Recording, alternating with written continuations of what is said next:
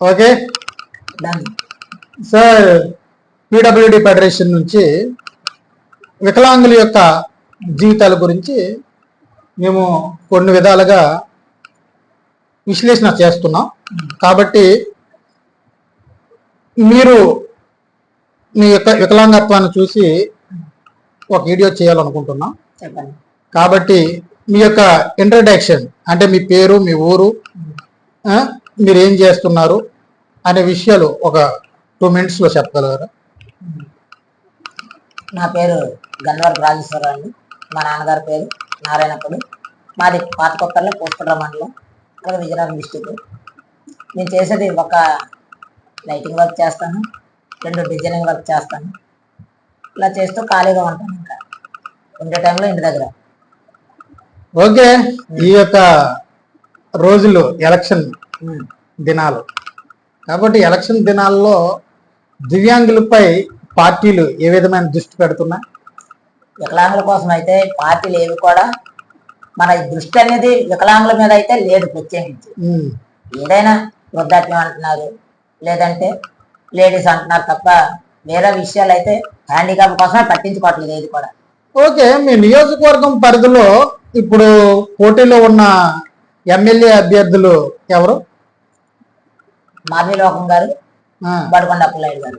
మాధవి లోకం గారు Telugu Desam, Janasena, TDP party ఉమ్మడి అభ్యర్థి. ఓకే, వైఎస్ఆర్సీపీ బడకొండ అప్పలనాయుడు గారు ఈ యొక్క బరిలో ఉన్నారు. అయితే ఇతర పార్టీల నుంచి ఎవరు లేరా? కాంగ్రెస్ గురు లేరు. ఓకే, మీకు తెలియకపోవచ్చు, ఉంటారు. ఉన్నారు రమేష్ గారు, కానీ ఆయన తిరగట్లేదు మా ఏరియాలో, కానీ ఉండటం అయితే ఉన్నారు. ఓకే ఓకే, చాలా మంచిది. ఈ యొక్క ఎన్నికల సమయంలో వికలాంగులపై ప్రభుత్వం ఎలాంటి దృష్టి పెడితే బాగుండును? ఇప్పటి వరకే దృష్టి పెట్టలేదు. ఎలక్షన్ ముందులో కూడా ఏం దృష్టి పెడతారు చెప్పండి? ఇప్పటి వరకు పెన్షన్ లేదు. అప్పుడు నారా చంద్రబాబు నాయుడు గారు ఎంత ఇచ్చారో ఇప్పుడు వచ్చి వైఎస్ఆర్ నారా చంద్రబాబు నాయుడు గారు ఎంత ఇచ్చేవారు? 3000. 3000 ఎప్పుడు? అది ఎలక్షన్ ముందు 2 నెలల ముందు చేశారు. ఆయన చేసి దిగిపోయారు. అప్పటి నుంచి అదే 3000 వస్తుంది. అదే 3000. అదే జగన్మోహన్ రెడ్డి గారు అయితే నెక్స్ట్ ఎలక్షన్ లో చంద్రబాబు నాయుడు గారు కూటమి ద్వారా గెలిచిన తర్వాత 6000 వికలాంగులకు పెన్షన్ ఇస్తారనేసి బహిరంగంగా అన్ని మీడియాలో ఇప్పుడు ఆల్రెడీ పాంప్లెంట్ పంచినప్పుడు కూడా ప్రతి ఇంటింటికి పాంప్లెంట్ పంచినప్పుడు అందులో కూడా 6000 రూపాయలు అనేసి చెప్తున్నారు. దానివల్ల మీ అభిప్రాయం ఏంటి? ఎలా ఉంటుంది? చెప్పడం అయితే అందరూ కూడా 6000 అంటున్నారు. శర్మిల గారు 5000 అన్నారు. తర్వాత జనసేన తరపు నుంచి కూడా 5000 చెప్తున్నారు. మన టీడీపీ నాయకులేమో 6000 చెప్తున్నారు. జనసేన, బీజేపీ, టీడీపీ ఒకటే, ఏదైనా కానీ రావడం ఇద్దరి దగ్గర అలా వస్తుంది. కానీ ఇక్కడ టీడీపీ నుంచి 6000 చెప్పారు కదా, ఇక్కడ వైఎస్ఆర్ కాంగ్రెస్ ఏమో అతను కూడా 6000 ఇస్తాను నేను వస్తే అన్నారు. కానీ ఎవరు కూడా మేనిఫెస్టోలో అయితే జగన్మోహన్ రెడ్డి గారు ఏ విధమైన ప్రకటన చేయలేదు. చాలా మంది అంటున్నారు అనడం వేరు. ఇప్పుడు టీడీపీ నుంచి చంద్రబాబు నాయుడు గారు డైరెక్టర్ గా ఉగాది రోజున ప్రసారం చేశారు, నేను 6000 వికలాంగులకు పెన్షన్ ఇస్తాననేసి. జగన్మోహన్ రెడ్డి గారు ఏదైనా పెన్షన్ పెంపు గురించి ఏం మాట్లాడలేదు కదా. లేదు దాన్ని ఎందుకు ఉన్నదని చెప్పడం? మరి ఆయన కూడా ఆల్రెడీ పెడుతున్నారు కదా. పెడతానంటే ఇది ఎక్కడ నోటిఫికేషన్ అయినా ఉండాలి, ఏది మన మేనిఫెస్టోనే ఉండాలి, లేకపోతే వాయిస్ అయినా ఉండాలి. ఇప్పుడు చంద్రబాబు నాయుడు గారు అయితే మేనిఫెస్టోలో పెట్టలేదు కదా. ఇంకా మేనిఫెస్టోలో పెట్టలేదు, కరపత్రంలో వాళ్ళు ఇచ్చే తెలుగుదేశం పార్టీ కరపత్రంలో ప్రతి దాంట్లో కూడా ఇంటింటికి ప్రసారం చేసే ప్రతి కార్యక్రమంలో కూడా 6000 రూపాయలు మెన్షన్ చేస్తున్నారు. వారి యొక్క ఎమ్మెల్యే అభ్యర్థులు కూడా సూటిగా సూచనలు ఇవ్వడం జరిగింది. మనము 50 సంవత్సరాలు పైబడిన వాళ్ళందరికీ కూడా 4000 రూపాయలు పెన్షన్ ఇద్దామనేసి వాళ్ళు చెప్పారు. అట్లాగే బీసీలకి ఎవరైతే 50 సంవత్సరాలు దాటి ఉంటాయో వాళ్ళందరికీ కూడా 4000 రూపాయలు పెన్షన్ ఇస్తాం, వికలాంగులకు మాత్రం 6000 రూపాయలు పెన్షన్ ఇస్తామని డిక్లరేషన్ చేసి ఎమ్మెల్యేకి అందరికీ కూడా చెప్పడం జరిగింది. జగన్మోహన్ రెడ్డి గారు అదే చేయలేదు కదా.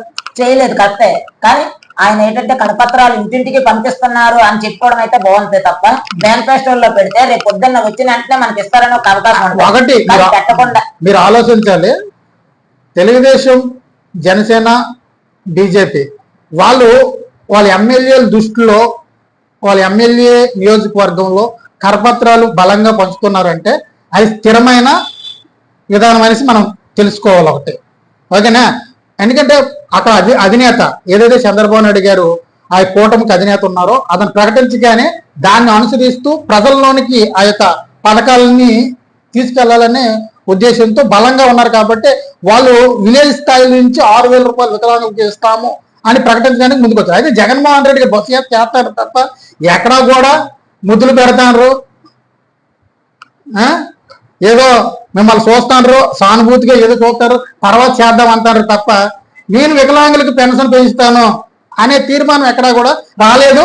అట్లాగే ఎమ్మెల్యేలలో కూడా ఆ యొక్క మాట కూడా వాళ్ళ యొక్క ఎమ్మెల్యేల దృష్టిలో నుంచి కూడా రాకపోవడం, దానిపైన వైసీపీకి ఎంత బలహీనత అనేది అర్థం చేసుకోవాలి. వికలాంగుల ఓట్ బ్యాంకు రాష్ట్రంలో 10 లక్షలు, సుమారు వారి కుటుంబ సభ్యులు వీళ్ళందరినీ కొడుకుని 30 లక్షల ఓట్ బ్యాంక్ ఉన్న ఈ యొక్క సమాజాన్ని చిన్నచూపు చూడడానికి గల అవకాశం ఎందుకు? చిన్నచూపు చూడకుండా ఇంకా ఓకే వాళ్ళు 6,000 ఇచ్చారు, నేను 5,000 ఇస్తాను, నన్ను నమ్మండి అనే ద్వారాని కూడా సీఎం జగన్మోహన్ రెడ్డి గారిలో బస్సు యాత్రలో కనబడకపోవడం వలన చాలా వికలాంగులు బాధపడుతున్నారు, నిరుత్సాహం చెందుతున్నారు. ఎందుకు మన జగన్ అన్న ఎందుకు ప్రకటించట్లే?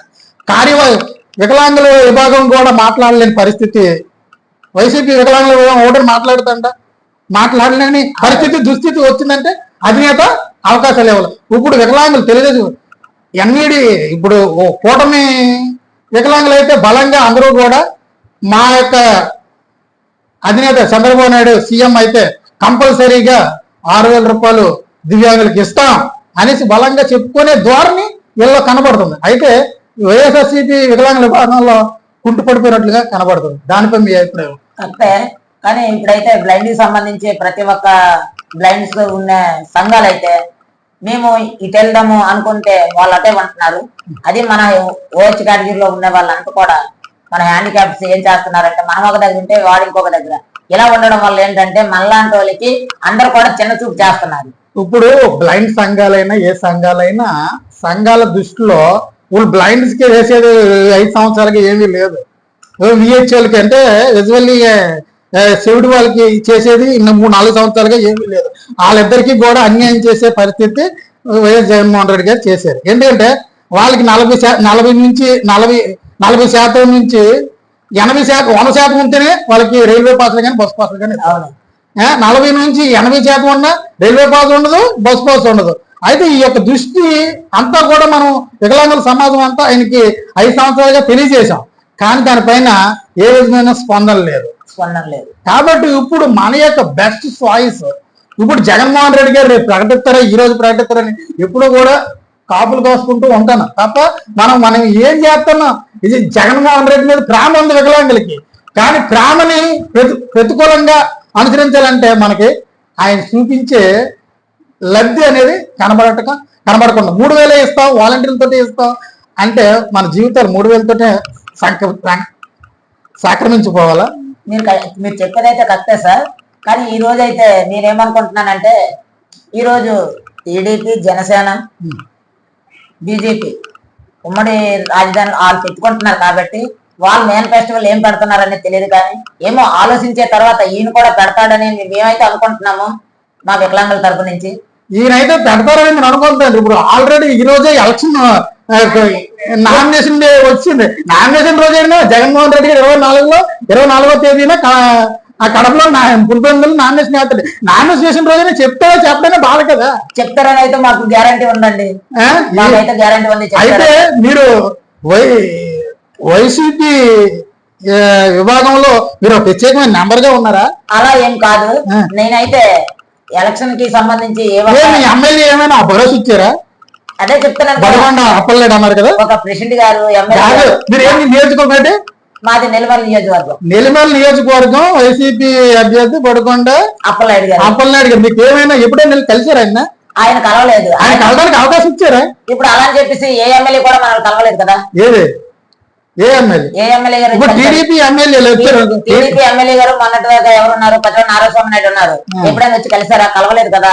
అలాగే ఈ ఎమ్మెల్యే గారు కూడా కలవలేదు. అయితే ఇప్పుడు ఒకటి మన ఇంట్లో ఉంటప్పుడు అమ్మ కూడా భోజనం అడిగితే గానీ పెట్టదు.